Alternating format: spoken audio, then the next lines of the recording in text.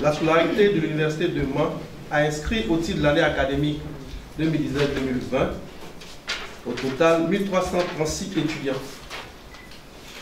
c'est-à-dire 1332, dont 1332 étudiants de premier et deuxième cycle et 4 étudiants inscrits en thèse de doctorat.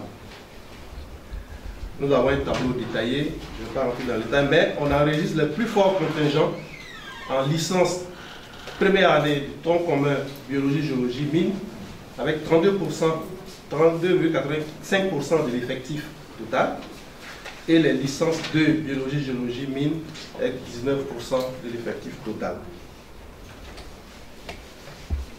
Quel a été le découpage du calendrier académique? Conformément au système LMD, l'année académique 2019-2020 a été découpée en 2 semestres.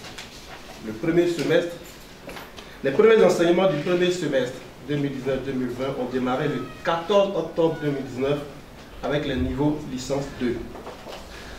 Les licences 3 ont suivi le 21 octobre et ensuite les masters le 18 novembre. Le dernier niveau à avoir démarré les cours, sont les licences 1 le 2 décembre 2020. Pour les licences 1, tronc commun, sciences et technologies, nous avons 59,34% d'admis. Donné sous ce format, ça veut dire que plus de la moitié des étudiants affectés à l'université de Mans sont admis à aller en année supérieure. Simplement. Il faut retenir que c'est une université purement scientifique et que globalement, en première année, les taux d'admission dans les autres universités sont autour de 30%. Donc nous sommes au-delà de 50%.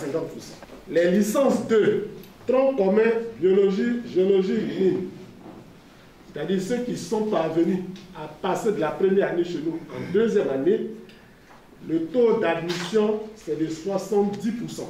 30 de nos étudiants dans nos classes préparatoires ont compétit pour rentrer à l'INP, 19 sont admis, soit un taux de réussite de 63,33%. Ce n'est pas tout. Nos étudiants, tout à l'heure, je vous disais, ont compétit pour rentrer aussi dans les grandes écoles en France. En sciences, en prépa 2, sciences et technologies, nous avons 4 étudiants qui ont compétit pour rentrer au CSI, École d'ingénieurs de Toulouse, et au CSI, École d'ingénieurs de Saint-Nazaire. Sur les 4, nous avons enregistré 3 admissions, soit un taux de réussite de 115%.